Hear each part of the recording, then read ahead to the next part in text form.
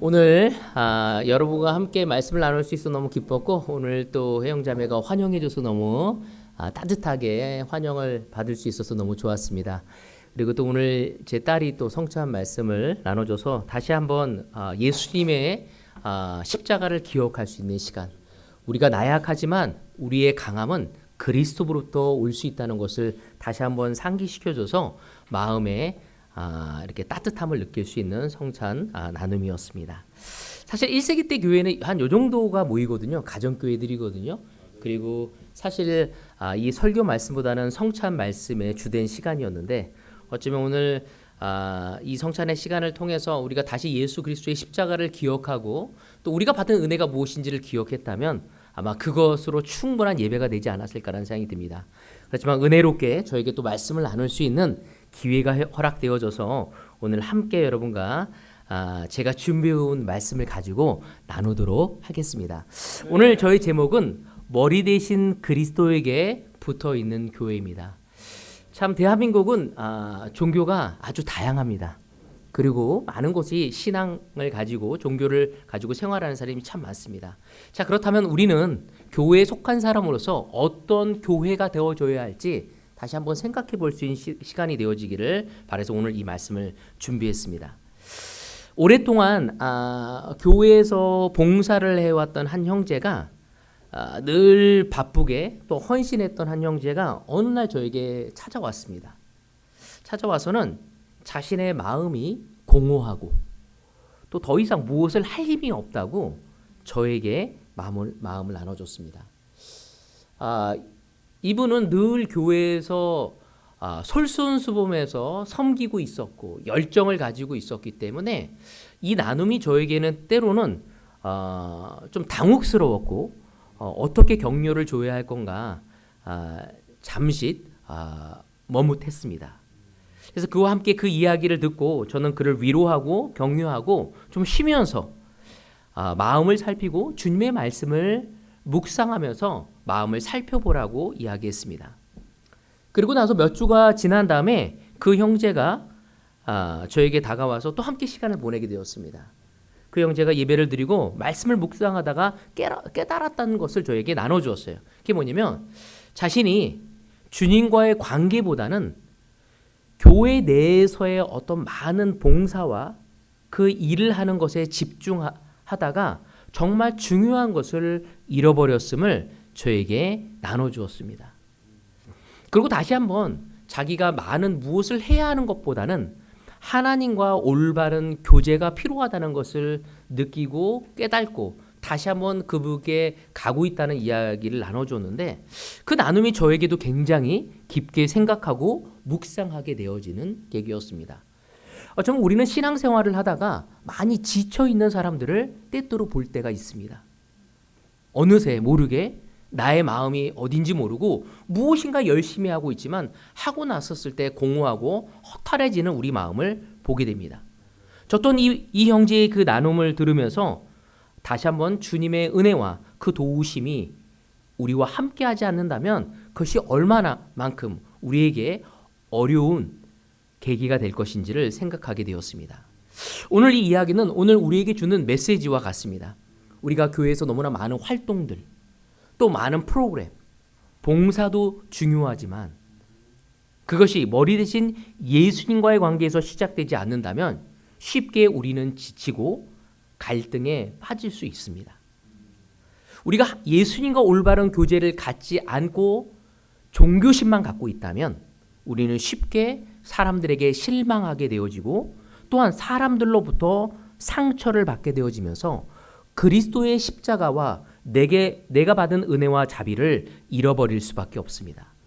1세기 때 사도 바울은 골로새 교회에 이 거짓 교훈과 율법주의 또 인간의 전통에 빠지지 말라고 우리에게 경고를 하면서 글을 쓰게 됩니다. 그의 핵심은 뭐였냐면 바로 그리스도의 머리에 붙어 있는 것, 곧 그리스도를 붙드는 것이라고 우리에게 강력하게 그의 서신서를 통해서 이야기하고 있습니다. 우리가 세상의 방식이나 사람의 지혜에 흔들리지 않으려면 머리 대신 그리스도에게 단단히 붙어 있어야 합니다. 이 세상은 끊임없이 우리 마음을 뒤흔들려고 합니다. 이 세상은 끊임없이 우리에게 두려움을 주려고 합니다. 그래서 우리는 신앙생활을 하면서도 믿음 생활을 하면서도 이 세상의 방법으로 다가설 때가 있다는 것입니다. 세상적인 방법으로 신앙을 하다가는 형제 자매들과의 관계, 또 부부와의 관계, 내 자녀를 양육하는 모든 부분에 있어서도 영적인 지혜가 아닌 내 경험과 내 지혜로 다가가면서 오히려 우리는 신앙을 갖고 있음에도 불구하고 더 멀어지고 아파하고 더 많은 상처가 우리를 지배할 수 있습니다. 우리는 오늘 이 말씀을 통해서 그리스도인으로서 어떤 마음으로 교회를 섬기고 내 개인의 신앙생활을 해야 할지를 우리가 함께 공부할 수 있는 시간이 되어지기를 바라겠습니다. 함께 골로새서 2장 18절에서 19절을 보도록 하겠습니다. 자, 우리 같이 보도록 하겠습니다. 아무도 겸손과 천사 숭배를 주장하면서 여러분을 비방하지 못하게 하십시오. 그런 자는 자기가 본 환상에 도취되어 있고 육신의 생각으로 터무니없이 교만을 부립니다. 그는 머리에 붙어 있지 않습니다. 온몸은 머리이신 그리스도부터 각 마디와 심줄을 통하여 영향을 공급하고 서로 연결되어서 하나님께서 자라게 하시는 대로 자라는 것입니다. 아멘. 바울은 이 골로새 교회에 이야기를 하고 있습니다. 아무도 겸손과 천사 숭배를 주장하면서 여러분을 비방하지 못하게 하라고 얘기하고 있죠. 이 말은 뭐였냐면 우리가 하나님을 섬기는데 너무나 나약하고 또 악하기 때문에 어떤 중간자 없이 중간 대리인이 없이 바로 가는 것은 어렵다 하면서 마치 겸손을 추구하면서 하나님이 아닌 천사 같은 존재를 의지하고 그를 통해 하나님께 가야 함을 이야기하고 있었습니다. 또한 그들은 그런 자는 자기가 본 환상에 도취되고 육신의 생각으로 터무니없이 교만을 부린다고. 그들은 자신의 경험과 지식을 의지해서 신앙을 가져가려고 했습니다. 오늘 이 시간 우리는 21세기를 살아가는 우리의 모습도 한번 살펴봐야 합니다. 겸손을 이야기하면서 우리는 그리스도에게 다가가는 것이 아니라 다른 무엇인가를 더 주장하고 있지는 않은지, 또한 우리는 신앙생활을 하면서 우리가 겪었던 그 나름대로의 경험과 지식이 더 그리스도에게 가지 못하게 하고 우리의 경험에 비춰서 무엇인가를 판단하고 믿음을 저버리고 있지는 않은지 생각해 봐야 합니다. 때로는 신앙생활 역시도 주님께 영광이 아닌 나의 영광으로 전락되어질 수 있음을 이야기합니다. 수많은 사람이 교회를 다니면서 그리스도와 가까워지고 그분의 영광을 위해 살아가는 것이 아니라 그분의 능력과 그분의 평안과 그분의 영적인 은사가 내 삶의 축복과 성공을 위해 이용하려는 사람들로 많은 사람들이 변질되어지는 신앙을 가질 때가 있습니다. 오늘 이 예배를 통해 우리는 우리의 마음을 조심스럽게 살펴보기를 바라고 싶습니다. 바울은 이 골로새 교회에 이 이야기를 하고 있는 거예요. 오늘 저의 첫 번째 포인트는요, 머리 대신 그리스도를 붙드는 마음입니다. 성경에 이야기하기를 골로새에서 바로 19절에 그는 머리에 붙어 있지 않다고 이야기하고 있습니다. 여러분, 머리에 붙어 있지 않는 신앙은 굉장한 위험한 신호인 것입니다. 우리가 전쟁에서도 부상당한 병사가 팔과 다리를 다치고 왔어도 머리를 다치지 않았다면 그 의사는 희망이 있다고 이야기합니다. 교회도 마찬가지죠. 우리는 이 세상에서 영적인 삶을 살다가 치열한 영적인 싸움을 하다가 상처를 입고 또 많은 갈등과 어려움을 겪을 수 있습니다. 그럼에도 불구하고 머리 대신 그리스도와 관계가 끊어지지 않았다면 우리는 언제든지 회복되어질 수 있다는 것입니다. 여러분, 우리는 교회 생활을 오래 하다 보면 여러 사람들을 만나게 됩니다. 그 중에 어떤 사람은 자신의 사역에 성공을 해서 교만해진 사람이 있어요. 그러니까 그리스도를 믿고 모든 것이 승승장구하는 거예요. 하는 것마다 너무 잘 돼. 그러니까 마치 내가 주님과 함께 걸어가고 있는 것이 내가 잘해서라는 느낌을 가지면서 교만해지는 사람을 보게 됩니다. 그런 사람들은 자신의 봉사와 이 모든 것이 사람들에게 인정과 자신의 축복을 통해 자랑하고 싶은 상황으로 갈 때가 있다는 것입니다. 또 어떤 사람은 교회 생활을 하다가 내가 믿었던 장로, 내가 믿었던 목사, 내가 믿었던 어떤 믿음에 성숙한 그 친구들을 바라보면서 실망하게 될 때가 있죠. 또 내가 믿었던 사람에게 상처를 받게도 되어집니다. 그래서 우리는 때로는 성공을 통해, 때로는 실망과 상처를 통해 우리는 우리의 믿음을 잃어버리거나 흔들릴 때가 있다는 것입니다. 교회의 상황과 문화에 마음이 빠져서 나의 마음을 잃어버리죠. 참 아이러니한 것은 교회의 상황과 문화에 마음이 빼앗기는 것이 성경은 옳지 않다고 얘기하고 있어요. 오히려 교회는 죄인들이 모인 곳이기 때문에 실망할 수 있고 낙담할 수 있어요. 그것이 2000년 교회사를 보면 나옵니다.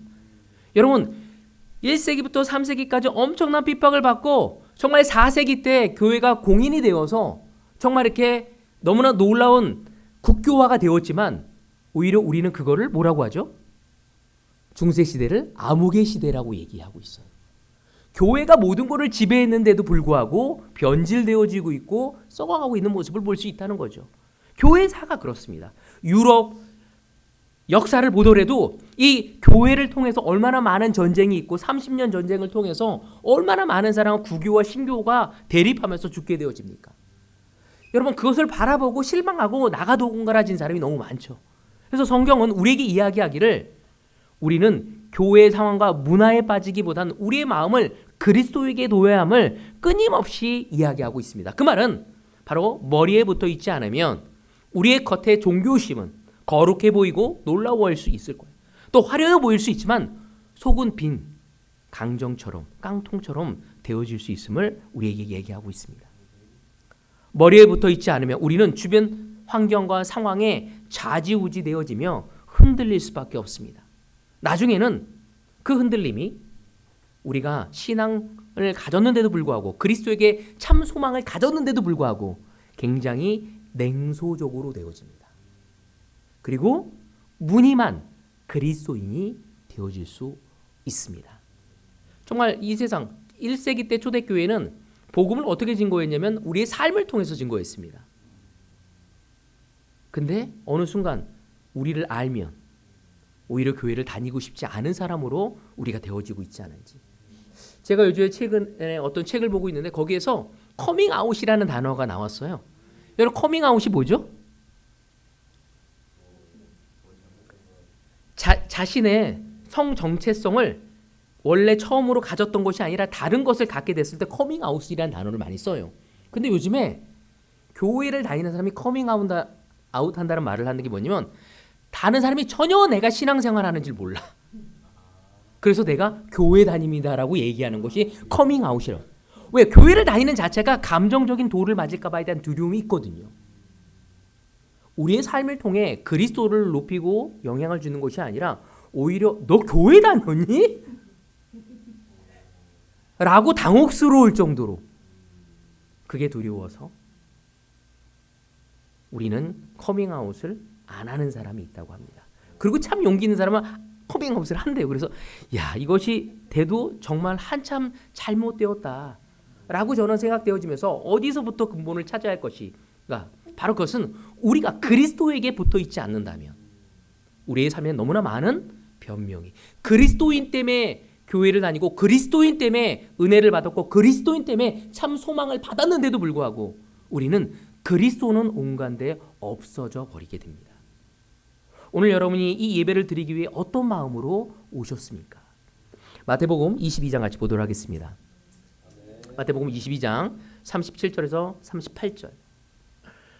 예수께서 그에게 말씀하셨다. 내 마음을 다하고 내 목숨을 다하고 내 뜻을 다하여 주 너의 하나님을 사랑하여라 하였으니 이것이 가장 중요하고 으뜸 가는 계명이다. 예수님은 사람들에게 말씀하시길 가장 중요한 계명이 무엇인지를 얘기했어요. 그게 뭐라고요? 하나님을 사랑하는 것이에요. 우리가 드리는 예배, 우리가 드리는 봉사, 우리가 함께하는 교제, 궁극적인 목적이 바로 뭐라고요? 하나님을 사랑하는 것이라고 이야기하고 있습니다. 주님을 사랑하는 것이 신앙의 중심이고 다른 모든 행동도 이 사랑 위에 세워져야 함을 예수님은 우리에게 이야기하고 있습니다. 여러분, 예수님이 이 땅에 오셔서 교회의 2000년의 역사를 보면요, 수많은 것들은 무너집니다. 교리도 무너지고요, 교회도 무너지고요. 그렇지만 말씀과 그리스도는 무너지지 않습니다. 오늘 이 시간 여러분은 궁극적인 목적이 무엇인지를 인식하고 우리의 신앙생활에 더해지기를 바라고 싶습니다. 그래서 우리는 예배할 때, 봉사할 때, 또 교제를 할 때 주님, 이 모든 것이 주님을 사랑하기 위함입니까? 이것이 주님과의 관계를 더 깊게 하는 것입니까? 라고 스스로에게 자문해 볼 수 있어야 합니다. 너무 많은 사람들이 교회 갈 때 성경을 들고 가지만 그걸로 끝일 때가 너무 많다는 거죠. 내가 가장 사랑하는 아내에게, 내가 가장 사랑하는 남편에게, 내가 가장 아끼는 나의 아이들에게 우리는 그리스도인처럼 대하기보다는 나의 필요를 채워줘야 할 존재로, 내 노력의 산물로 오히려 그들을 대하고 있지는 않습니까?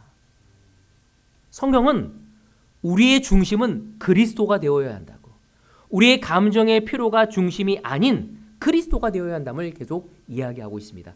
그때 우리의 삶에 변화를 가져갈 수 있게 되는 거죠. 요한복음 15장 5절을 같이 보도록 하겠습니다. 나는 포도나무요 너희는 가지다.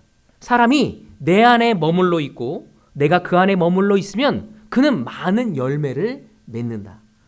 너희는 나를 떠나서는 아무것도 할 수 없다.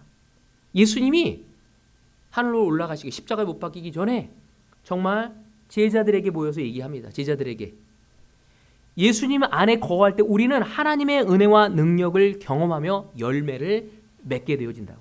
근데 때로는 우리는 그리스도에게 거하는 것이 아니라 내 힘으로, 내 지식으로, 내 능력으로 열매를 맺으려다가 우리는 힘들어집니다. 우리가 그분께 거할 때 우린 능력과 은혜를 경험할 것이고 그 다음에 열매를 맺게 될 거라고 얘기하고 있습니다.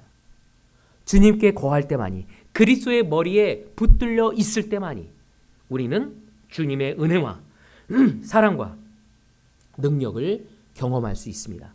시편 같이 보도록 하겠습니다. 시편 1장 2절에 3절. 오로지 주님의 율법을 즐거워하며 밤낮으로 율법을 묵상하는 사람, 그는 시냇가에 심은 나무가 철 따라 열매를 맺으며 그 잎이 시들지 아니함 같으니 하는 일마다 잘 될 것이다. 아멘. 성경은 우리에게 이야기하기를 매일의 삶 속에서 하나님의 말씀을 읽고 묵상하고 기도로 그리스도를 중심으로 붙드는 삶을 살아가야 함을 구약과 신약을 통해서 우리에게 이야기하고 있습니다. 이 말은 주님이 우리의 삶의 우선순위로 들 때, 그때 비로소 우리는 그분께 인도하심을 받을 수 있게 되고 은혜와 축복의 삶이 허락되어지고 누릴 수 있게 되어지는 것입니다. 오늘 여러분의 삶에 불안함이 있습니까? 오늘 여러분 삶에 두려움이 있습니까? 오늘 여러분의 삶에 갈등이 있습니까? 여러분이 해야 할 것이 무엇인지 바로 주님의 말씀 속에 함께 거하며 있었을 때 주님의 은혜를 자비하심을 경험할 수 있습니다. 여러분 야고보서에 보면 말씀은 거울이라고 이야기하고 있습니다. 우린 때로는 오늘 이곳에 올 때 여러분들 모두 다 거울을 한 번씩 다 보지 않았습니까? 그죠? 오기 전에 눈곱과 침 흘린 자국과 머리에 짓눌린 것과 이 모든 것을 다 깨끗이 하고 오셨을 거예요. 여러분, 우린 매일매일 거울을 통해 우리의 마음을 살펴볼 수 있어야 합니다. 그리고 주님의 참 은혜에 동참하기를 바라고 싶습니다. 두 번째 포인트 가도록 하겠습니다. 두 번째는 공급하시는 주님을 신뢰하는 마음입니다. 골로새서 2장 19절에 보면 온몸은 머리이신 그리스도로부터 영향을 공급받고라는 이야기가 있습니다. 머리에 붙어 있는 사람들은 바로 그리스도로부터 영향을 공급받아야 한다고 얘기하고 있죠. 우리 주님, 바로 그리스도로부터 교회와 우리 개인은 모든 영양분을, 모든 필요를 채울 수 있음을 우리는 이해할 수 있어야 합니다. 대구교회에서는 한 형제가 아침 운동에 나갔다가 엄청난 사고가 있었습니다. 사고로 인해서 한 분이 돌아가시게 되었죠. 그리고 그 형제는 너무나 괴로워하고 두려워했습니다. 교회가 작은 교회였기 때문에 모두가 슬퍼했고 힘들어했어요. 저도 그거를 이야기를 듣고 그 얘기를 듣는 순간 어깨에 담이 오더라고요. 너무 당혹스러웠어요. 주변에 있는 형제자매이 그를 어떻게 도와줘야 할지 참 지혜를 갖기가 어려웠습니다. 그래서 이 어려운 시간에 우리가 무엇을 더 할 수 있을까 고민하다가 함께 모여서 기도하기로 했습니다.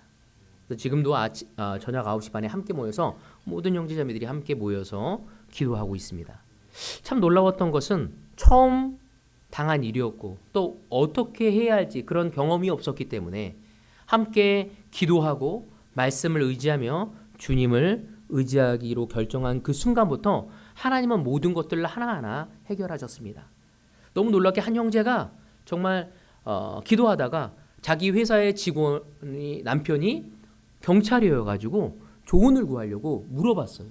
이런 일이 있을 때 어떻게 도와줘야 하냐고. 근데 그 여직원이 오늘 그것이 어제 그 자전거 도로에서 사고가 난 것이 아니냐고 물어보더라고요. 알고 봤더니 자기 남편이 거기에 나간 거예요. 경찰로. 출동을 한 거예요. 아침에.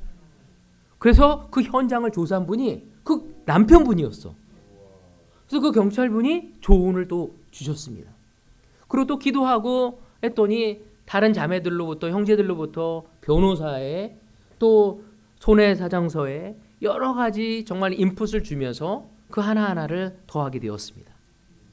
뿐만 아니라 정말 우리가 무엇을 어떻게 해야 할지 함께 장례식, 그 고인이 되어진 그분에게 가서 그 유가족을 만나서 함께 조문도 드리러 가게 되어지고 또 그러면서 정말 이렇게 너무 놀라운 탄원서와 탄원 임명서 우리 이 강서교회에서도 써주셨어요. 이런 것을 하나하나 해결해 갈 수 있었습니다.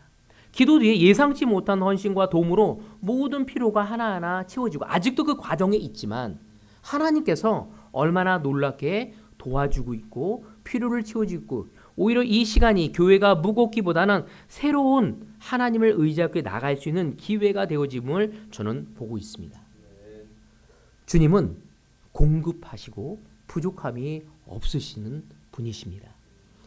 너무 놀랍게 그 두려움과 어려움에 빠졌던 그의 가족들이 주중예배 때 우리가 굿뉴스를 나누는 시간에 정말 오히려 일어서서 굿뉴스를 나눌 수 없고 그냥 낙담되어 있을 수 있지만 일어서서 자신의 삶 속에서 어떻게 이루어지고 있고 하나님이 인도하시고 있고 또 형제자매들에게 감사하다는 그 표현을 이야기하면서 새로운 희망을 갖고 나아가고 있습니다. 이처럼 하나님은 우리가 너무 어려운 상황 속에서도 우리가 어떻게 해야 할지 모르는 상황 속에서도 참 소망을 주시고 거기서 또 다른 힘과 용기를 통해 나아갈 수 있도록 우리의 결핍을, 우리의 부족을, 우리의 필요를 채워주시는 분이 우리의 주님이십니다. 우리 교회 사역이나 개인의 신앙생활에서 부족함을 느낄 때 우리가 기록해야 할 진리가 무엇인지 우리를 자라나게 하시는 분이 하나님이시라는 것을 우리는 알아야 합니다. 우리에게 힘과 능력으로 우리의 그 모든 일을 감당해 나가고 지치지 않고 낙심하게 하지 않을 수 있는 힘을 주시는 분이 우리를 공급하시는 하나님을 의지할 때 우린 평안과 감사를 경험할 수 있습니다. 이사야서 같이 보도록 하겠습니다. 이사야서 40장 29절에 31절에 보면 이런 말씀이 있습니다. 피곤한 사람에게 힘을 주시며 기운을 잃은 사람에게 기력을 주시는 분이시다. 비록 젊은이들이 피곤하여 지치고 장정들이 맥없이 비틀거려도 오직 주님을 소망으로 삼는 사람은 새 힘을 얻으리니 독수리가 날개를 치며 솟아오르듯 올라갈 것이요 뛰어도 지치지 않으며 걸어도 피곤하지 않을 것이다. 아멘. 성경은 우리의 주님을 의지할 때 우리는 힘을 얻을 수 있다고 이야기하고 있습니다. 봉사와 사역 중에 우리가 부족함을 느낄 때 주님이 주실 것을 믿고 우리가 그분께 고백하고 의지할 때 그분께서는 참 힘과 참 능력으로 우리를 공급해 주시고 우리를 채워 주실 것이고 우리를 인도하실 것입니다. 고린도전서 3장 7절에 보면 이런 말씀이 있습니다. 잘하게 하시는 분은 하나님이시라고.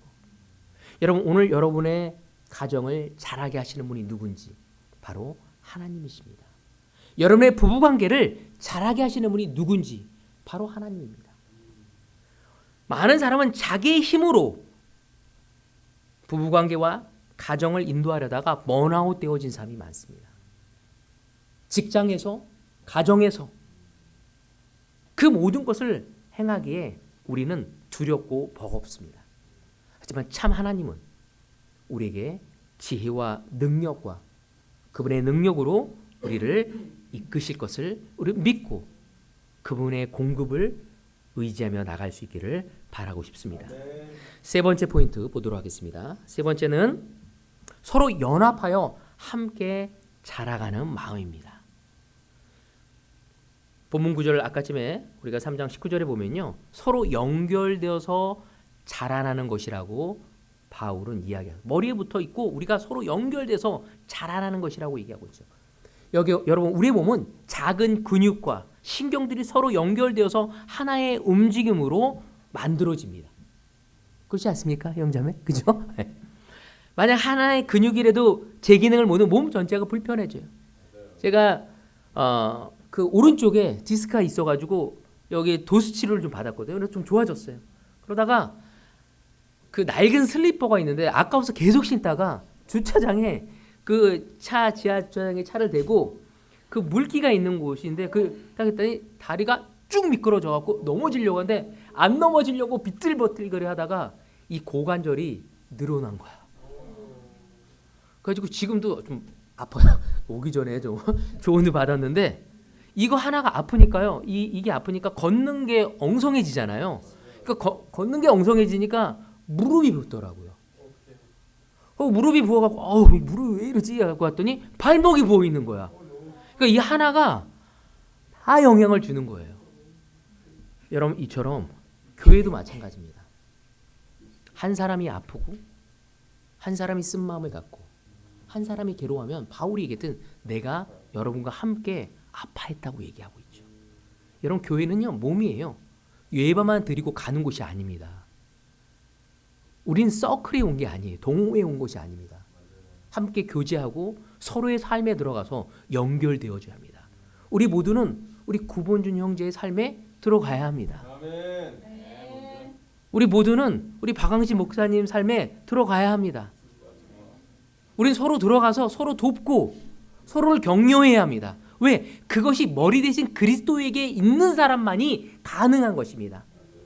그리스도에게 붙어있는 그 가정은 서로의 삶에 들어갑니다. 남편은 아내의 삶에 들어가고요. 아내는 남편의 삶에 들어가고요. 부모는 자녀의 삶에 들어가고 자녀는 부모의 삶에 들어갈 수 있도록 허락되어져야 합니다. 아멘. 야 너는 너 나는 나야. 야 바운드리를 지켜. 여러분 그리스도 안에서는 바운드리가 아니라 사랑의 관계에 거리가 있다는 것으로 이야기하고 있습니다. 냉소적으로 이야기하는 것이 아닙니다. 21세기는 참으로 신기합니다. 혼자 있고 싶어 하면서도 함께 공유하려고 합니다. 이거는 무엇인지 거칠의 관계가 아니라 어떤 형식적인 것이 아니라 마음을 나누고 싶어 하는 것을 더 느끼게 되어집니다. 마디오와 심줄은 제자들 간의 관계와 교회의 구조를 의미하고 있는 것입니다. 서로 다른 은사와 생각을 가진 사람들이 그리스도 안에서 하나가 되어 건강하게 되어지는 것입니다. 연합은 주님의 몸이 건강하게 자라나게 하기 위한 것임을 기억해야 합니다. 교회 공동체 안에서 의견 충돌이나 상처는 피할 수 있을까요? 없을까요? 없습니다. 부부관계에서 피합니까? 저와 제 아내의 관계는 너무나 아름답습니다. 아멘. 너무 좋아요. 그렇지만 늘 우리는 관계 속에서 대화 속에서 언쟁이 있을 수도 있고 부딪힘이 있을 수도 있습니다. 하지만 그거를 통해서 우리는 더 가까워지는 거죠. 아내가 무엇을 싫어하는지, 어떨 때 예민한지, 어떨 때 기뻐하는지를 알아가는 거죠. 부딪힘을 피하는 것은 깊어질 수 없습니다. 부딪힘보다 더 중요한 것은 그것을 어떻게 해결하는지가 더 중요한 거죠. 교회 내에서도 우리는 그런 의견 충돌과 상처가 있을 수 있다는 거죠. 여러분, 때때로 그런 아픔은 우리를 떠나고 싶게 만들 때도 있습니다. 부부 안에서도 서로 갈라지고 있지 않습니까? 너무 안타까운 우리나라가 OECD 국가 이혼율이 1위고요. 여러분, 10명 중에서 이혼이 5, 6명이 된다고 해요. 나머지면 그럼 이혼을 하지 않으면 다 잘 살까요? 각방 쓰는 사람이 거의 대부분이에요. 여러 가지 이유로. 너무 안타깝죠. 여러분, 우리는 서로 그리스도 안에서 연결되어져서 서로가 연합을 가져갈 수 있어야 합니다. 교회 내에서 여러 가지 어려움이 있었을 때 그걸 해결하는 과정 속에서 제가 너무나 상처를 받은 적이 있었습니다. 그때 한 형제가 저에게 이런 얘기를 했어요. 우리가 완벽해서 모인 게 아니라 주님 안에 서로를 붙들기 하기 위해 모인 거라고. 근데 저는 착각하고 있었어요. 완벽해서 모였다고 생각했어요. 아니에요. 여러분, 우리는 완벽하지 않습니다. 여러분, 우리의 배우자 완벽합니까? 우리 박항시 목사님 사모님 완벽합니까? 98% 에이맨. 여지껏 물어본 중에 제일 수지가 높았어. 제 아내에게 물어본다면 한 50%할 거예요. 여러분, 오늘 시간 우리는 완벽하지 않습니다. 그렇지만 주님께 붙어 있으면서 서로를 붙들게 하기 위한 것입니다. 교회는 완전한 사람들이 모인 곳이 아니라 불완전한 사람들이 그리스도 안에서 함께 자라기 위해 모인 곳입니다. 여러분의 주변에 있는 10년, 20년, 30년 동안 교제하면서 이제 약점과 단점이 너무 훤히 보입니다. 여러분, 우리가 해야 할 것은 그리스도 안에 붙어서 서로를 도울 수 있어야 합니다. 우리 함께 말씀 보도록 하겠습니다. 에베소서 4장 2절에서 3절입니다. 2절에서 3절. 겸손함과 온유함으로 깍듯이 대하십시오. 왜 에베소 교회에 이 편지를 썼을까요? 이러지 않는다는 거죠. 오래 참으로서 사랑으로 서로 용납하십시오. 왜 이런 얘기를 했을까요? 오래 참지도 않고 사랑으로 용납도 안 했다는 겁니다. 성령이 여러분을 평화의 띠로 묶어서 하나가 되게 해준 것을 힘써 지키십시오. 여러분, 뭐라고요? 하나가 되게 해주신 것을 어떻게 지키래요? 힘써서 지켜야 한대요. 여러분, 부부관계는 힘써서 지켜야 합니다. 자식과 부모의 관계 힘써 지켜야 합니다. 그냥 저절로 되는 게 아니에요. 저절로 아빠가 되고 저절로 엄마가 되고 저절로 남편이 되고 저절로 남편이 아내가 되어지는 것이 아닙니다. 저절로 형제 자매들의 관계에 우애와 사랑이 더해지는 것이 아닙니다. 이거는 애써야 하는 겁니다. 왜? 성령님이 여러분을 평화의 띠로 묶어주었기 때문에. 여러분, 하나가 되게 하신 그 공동체 안에서 우리가 힘써 지켜야 할 책임이라고 성령은 우리에게 우리의 마음을 이끌고 있고 설득하고 있음을 알아야 합니다. 상처가 생길 수 있지만 그것을 넘어서 하나됨을 선택하는 은혜의 역사가 우리 삶에 있어야 합니다. 먼저는 여러분의 가정에서, 그리고 교회 내에서 이루어져야 합니다. 서로 다루는 형제 자매들을 바라볼 때 차이점보다는 주님이 주신 공통점을 먼저 보려고 노력해야 합니다. 서로 다른 배경, 또는 서로 다른 성격, 서로 다른 의견이 우리에게 늘 있을 수 있다는 거죠. 그것이 이상한 것이 아니라 건강한 것이에요. 여러분, 한번 생각해보세요. 모든 사람이 다 구본준 형제 같은 성격이었다면 이 교회가 어떻게 됐을까요? 모든 사람이 배진영 같은 자매의 성격을 다 가진다면 어떻게 될까요? 저는 상상하고 싶지가 않아요. 여러분, 다 다르기 때문에 우리는 다양성이 있고 많은 사람을 품을 수 있습니다. 여러분, 그리스도는 이 땅에 그리스도의 몸된 교회를 통해 하늘나라를 세워가고 있음을 우리는 알아야 합니다. 다름을 인정하고 형제자매를 세워주는 말을 사용하면서 갈등 속에서 화해를 선택할 수 있는 우리가 되어지기를 원합니다. 에베소 4장 29절 32절을 보면서 말씀을 마치도록 하겠습니다. 나쁜 말은 입 밖에도 내지 말고 덕을 세우는 데에 필요한 말이 있으면 적절한 때에서 듣는 사람들에게 은혜가 되게 되십시오. 참 저는 이 말이 굉장히 도전이 되고 격려가 됐어요. 나쁜 말을 입 밖에 내지 말라는 건 이해했는데 덕을 세우는 데 필요한 말이 있어도 이걸로 언제 하라고요? 적절한 때에 하래요. 격려를 준다고 해도 그 사람이 원할 때, 그 사람에게 가장 힘이 될 때 이야기할 수 있어요. 저는 이런 센스가 많이 부족해. 그래서 나름대로 격려를 주는데 격려가 아니라 무한하게 만들었다고 얘기할 때가 들을 때가 있어요. 가족한테. 계속 배워가야 하는 거죠. 농담을 하려고 했는데 적절할 때 해야 하는데 엉뚱할 때 농담을 해서 오히려 분위기를 싸하게 할 때도 있습니다. 여러분, 우리는 계속 머리 대신 그리스도를 닮아갈 수 있어야 합니다. 여러분, 교회 생활은 단순히 모임이나 의무, 나의 필요를 채우기 위해서 신앙생활하는 것이 아니라 머리 대신 그리스도를 붙들려가는 삶임을 우리는 알아야 합니다. 교회를 다니며 신앙생활하는 우리의 마음은 활동 중심이 아니라 그리스도 중심이 되어야 합니다. 저는 활동 중심으로 되었다가 쓴마음을 가진 사람을 너무 많이 봤어요.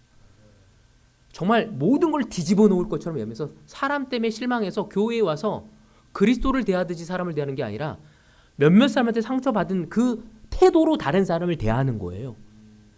세상에 온갖 짐을 가지고 인상을 쓰고 교회에 나오는 거죠. 여러분, 왜 교회에 나오는지 모르겠어요. 그 사람 삶에 어떻게 그리스도가 역사할 수 있겠어요? 여러분, 그리스도를 붙드는 마음으로 우리는 매일 주님을 바라봐야 합니다. 우리는 공급하시는 주님을 신뢰하는 마음으로 우리의 부족함을 맡길 수 있어야 합니다. 서로 연합하여 함께 자라가는 마음으로 우리 공동체를 세워가야 합니다. 형제 자매 여러분, 은혜에 붙들려 있고 바로 우리가 서로 말을 하는 것을 통해 서로를 세울 수 있는 용서와 화해와 사랑과 은혜와 자비를 더할 수 있는 우리 모두가 되어지기를 바라고 싶습니다. 여러분, 이 추석 전날 이 명절, 추석에 대한 가족에게 대한 여러 가지가 있겠지만 먼저 그리스도에게 붙어 있지 않는 자는 가족에게도 우리는 우리의 피곤함과 우리의 이기심대로 대할 수밖에 없을 것입니다. 이 명절 그리스도에게 붙어 있어서 가족들에게도 사랑과 은혜와 자비와 격려와 위로와 힘을 나눌 수 있는 여러분이 되어지길 바라면서 오늘 말씀을 여기서 마치도록 하겠습니다.